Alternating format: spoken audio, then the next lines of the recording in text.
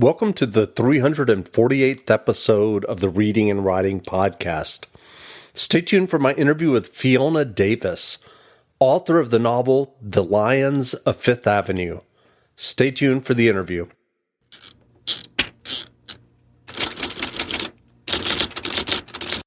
The Reading and Writing Podcast is brought to you by Libro FM. Libro.fm lets you purchase audiobooks directly from your favorite local bookstore. You can pick from more than 185,000 audiobooks, including bestsellers and recommendations from booksellers. You'll get the same audiobooks at the same price as the largest audiobook company out there, but you'll be part of a different story. One that supports your local community and your local bookstore. If you're new to audiobooks, they're the perfect way to get more books into your busy life. You can listen during your commute, while doing chores, walking the dog, or just relaxing at home. All you need is a smartphone and the free Libro.fm app. If you already love audiobooks and don't know what to listen to next, check out recommendations and curated lists from people who know audiobooks best, your local bookseller. Here's your special offer from the Reading and Writing Podcast. Get 2 audiobooks for the price of one today with your first month of membership with the code RWPodcast at checkout. This offer is only valid for new members in Canada and the U.S. Check out Libro.fm today.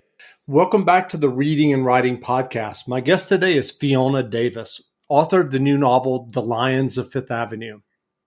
The Lions of Fifth Avenue is the Good Morning America Book Club pick for August. It's also a Library Reads pick for August, a New York Post Best Summer Book, and was included in She Reads Best Historical Fiction of 2020. Some of Davis's previous novels include The Dollhouse, The Address, and The Chelsea Girls. Fiona Davis, welcome to the podcast. Thanks for having me. Great. Well, if someone listening hasn't heard about your new novel, The Lions of Fifth Avenue, yet, how would you describe the novel? Sure. So it's historical fiction, and all of my books take place in landmark New York City buildings. And the choice for this one was the New York Public Library. And they're all in 2 timelines. So one timeline is 1913, and that's from the point of view of the wife of the library superintendent, Laura. And she lives in an apartment deep inside the library with her husband and 2 kids. And this is an apartment that actually existed. And she's surrounded by all this knowledge, but she feels stifled. She wants something more out of life.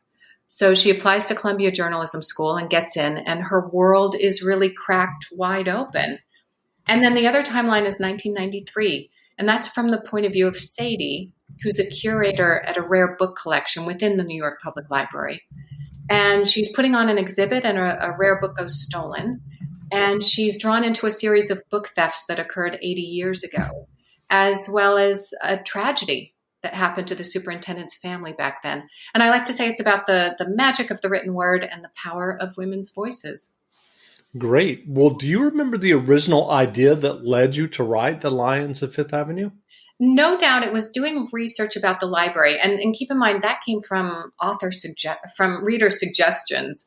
So as I was doing book talks around the country, so many readers said, hey, how about the New York Public Library as a focus? And so I started doing research. And when I learned about this 7-room apartment that a family lived in for 30 years, I thought, oh, that's just fantastic. And the actual superintendent and his family, he had 3 kids. His daughter was born in the library. And the kids apparently used to play baseball in the reading room using books as bases until they got caught.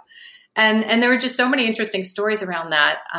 That's really where I thought, okay, I'm going to set it there and create a fictional family, because then I can have them jump through hoops.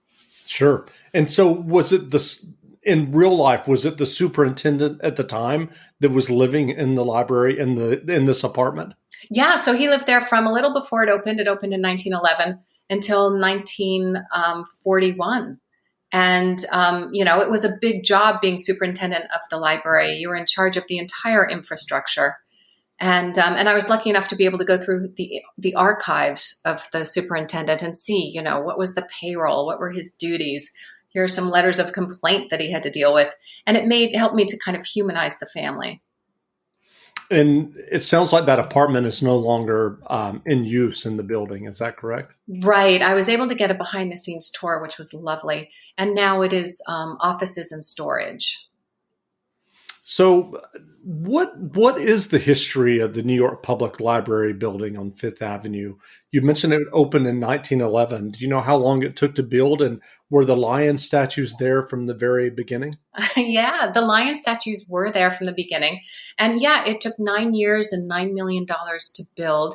When it was built, it was the largest marble structure in America. And when it opened, it had 1 million books, and there were 50,000 visitors the very first day. It was a big hit from the start. And the lions out front are known as Patience and Fortitude, and they were named by Mayor LaGuardia after Depression-era values and virtues that got New York City through the Depression. And they're very beloved by New Yorkers. They are. And I'm curious, do you remember the first time that you personally saw the New York Library building and the statues of the lions? Oh, that's such a good question. It was probably when I first came to New York in my 20s and was doing some research for a play that I was in. I was an actress when I first came. And so it was probably doing research for a play, actually. And so it's interesting that you came to New York City to be an actress, and now you're writing these stories that really are part of the city in terms of the architecture and these iconic buildings. Do you have any interesting stories about coming to New York and, as someone who didn't grow up there? Oh, it was just a wonderful experience when I first came to New York. I went to acting school and then fell in with a group of friends who we formed a theater company and put on a number of shows a year. One of our shows went from off Broadway to Broadway and was nominated for a Tony. It was just a really wonderful time to be in the city. And it was just very vibrant and lots of musicians and directors and actors and writers. And it was just a fun way to, start life. I seem to change careers every decade or so. After that, I went to Columbia Journalism School and then kind of started off on this path. So what are your earliest memories of reading and books? My family is a big family of readers, and we traveled. We moved around a lot. And the constant in whatever town we were in was the library. We would jump in the car and go to the library once a week and get as many books as we could. And my brother would head to the train section and I'd head over to horses. And so that we always read, my parents were always reading, and that helped so much. And when I finally decided to become a writer, because I'd read enough to really start diving in. Great. And what was your path to writing and publishing your first novel? You mentioned earlier coming to New York in your 20s and being an actress. And what led you to writing your first novel? Yeah, so like I said, I went to Columbia Journalism School, and that's where I really learned to create a story and shape a story and work with an editor and collaborate on creating the best piece that you can, whether it's nonfiction or fiction. And then I was a journalist for a while. I did pieces on health and fitness and the arts. And then there was a story idea surrounded around the Barbizon Hotel for Women, which is this famous women's hotel that's now a condo. And I thought, wouldn't it be interesting to interview people about how that building has changed over time? But the people who live there, who are the older generation, are very private. And I just couldn't get access. But I couldn't drop it. And so I just started thinking, well, maybe I'll write a book about it, because then, you can make things up, but base it in the facts and play around with a story and play around with the characters. And that's where The Dollhouse, my first book, came from. And it was really nicely received, which was just a joy, because as a debut author, that's never guaranteed. And I was off on a whole new career path. Do you remember the first time you saw your first novel on a bookstore shelf? What did that feel like? Oh, yeah. I showed up at my local bookstore here and kind of wandered over. And it's an amazing feeling. And with each book, it never gets old. I was going to head out in a little bit. The book just came out yesterday. And I was going to head out and stop by my local booksellers and say hello today. And I'm so excited because it's these independent booksellers who really support authors and launch a book and get it out. And it's nice to do whatever we can to support them. Sure.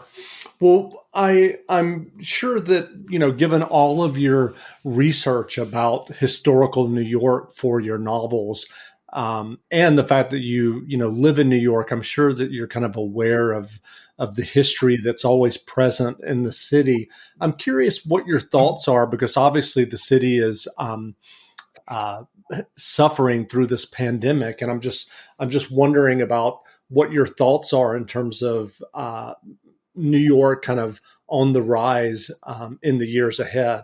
And one thing I would add, I don't know if you saw the news in the last 24, 48 hours that Facebook is leasing a huge building in New York. So obviously they're placing bets on the rise of the city after this tragedy of the pandemic. Oh, no, I have not seen that news. That's fascinating.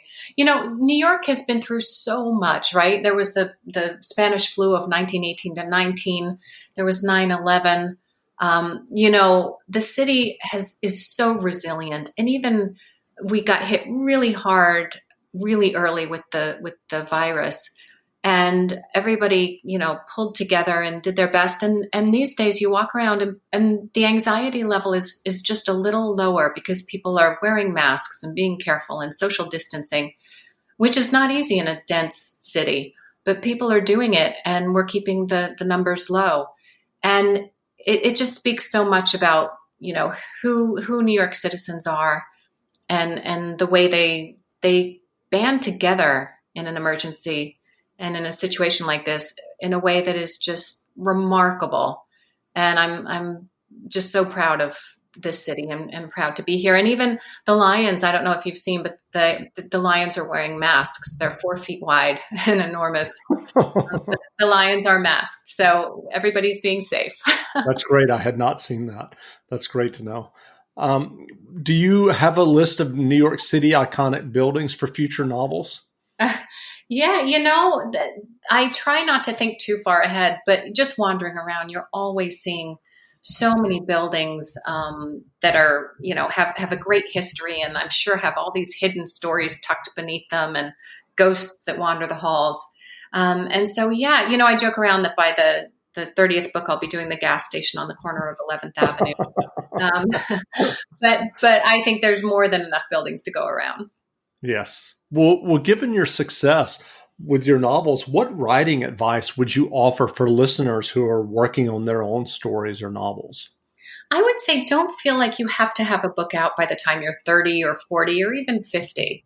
I think it's better to go out and live your life and have experiences so that you have something to put on the page, because part of it is really putting your heart out there. And so, yeah, I'd say go out and live life and then figure out what story really compels you, because whatever it is, you have to sit with it for a long time and go over draft after draft. So it has to be something that you're passionate about and that moves you. And what is your writing process for your novels? Do you outline or plot them extensively before you start writing?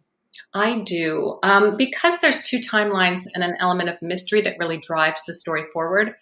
I have to figure it out beforehand. And so I figure out the characters and then figure out each of their stories and plot them out so that I know in each chapter what has to happen.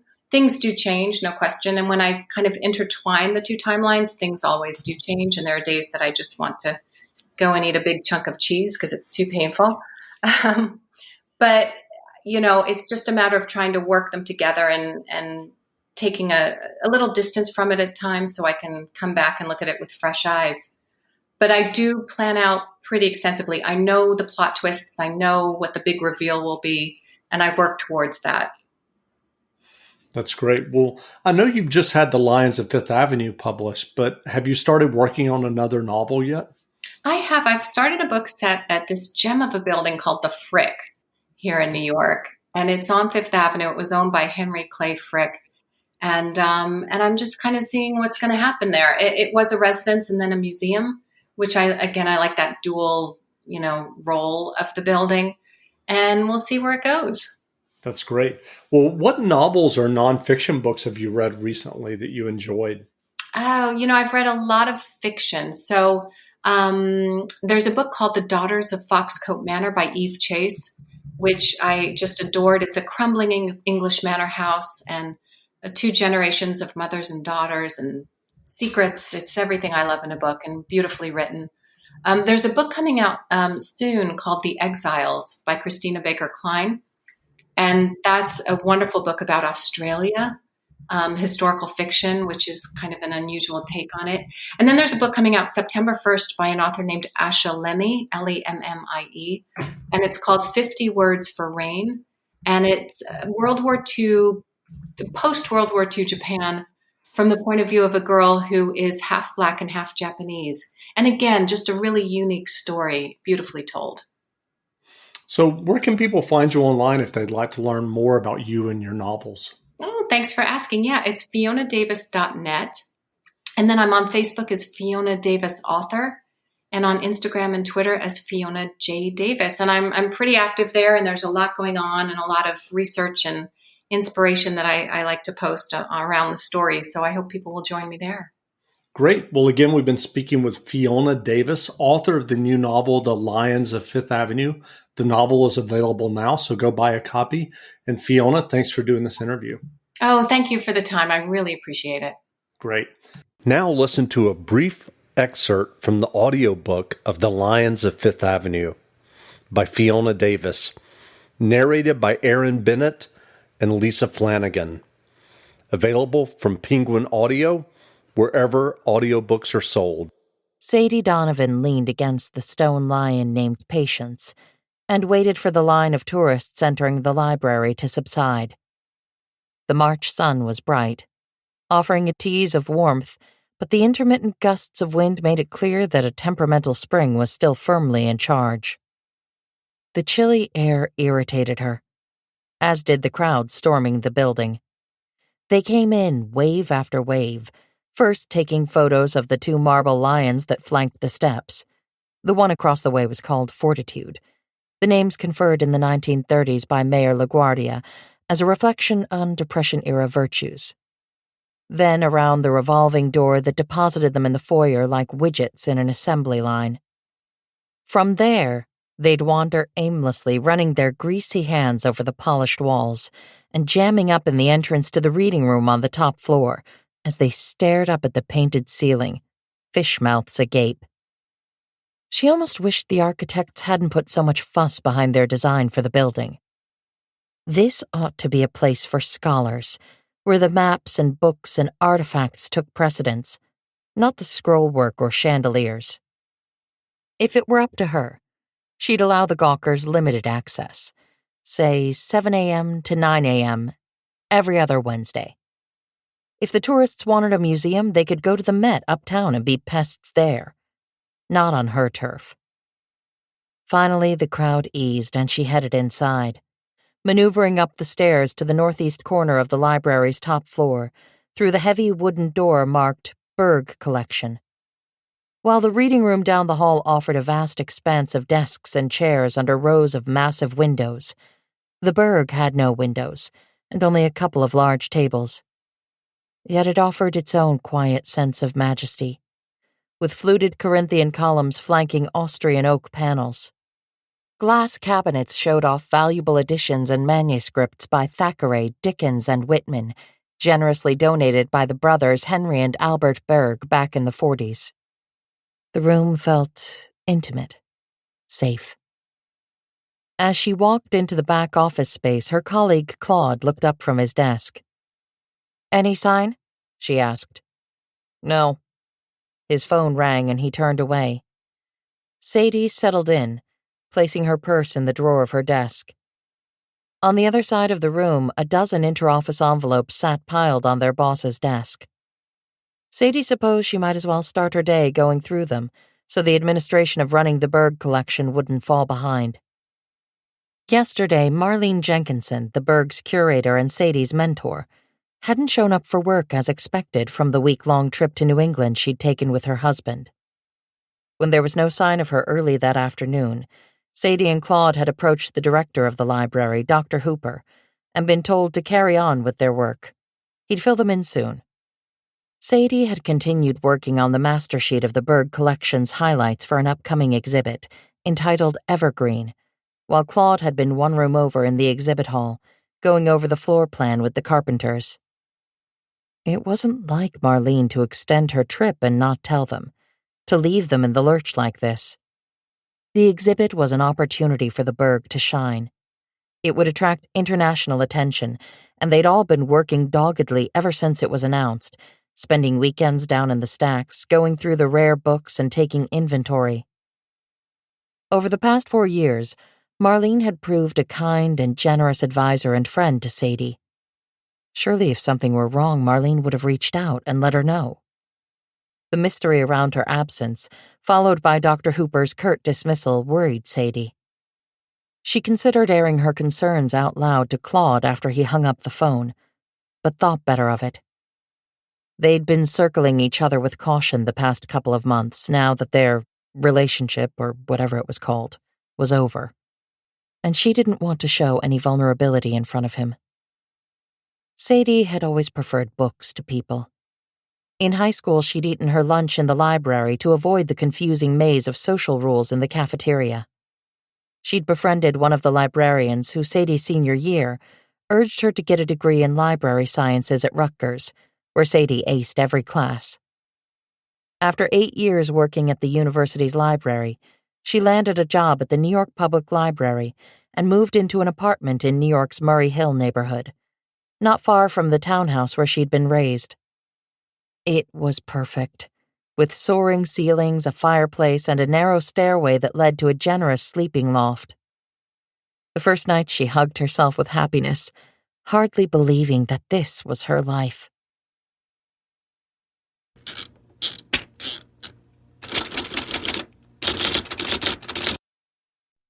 To Spartans, there is no finish line for excellence. Little wonder MSU is a leading research university in the world's top 100. With 34 programs ranked in the top 25 nationally by U.S. News and World Report, and #1 programs in nuclear physics, supply chain management, and education, we are united by a passion to make a difference. See all we're making possible at msutoday.msu.edu. Spartans will.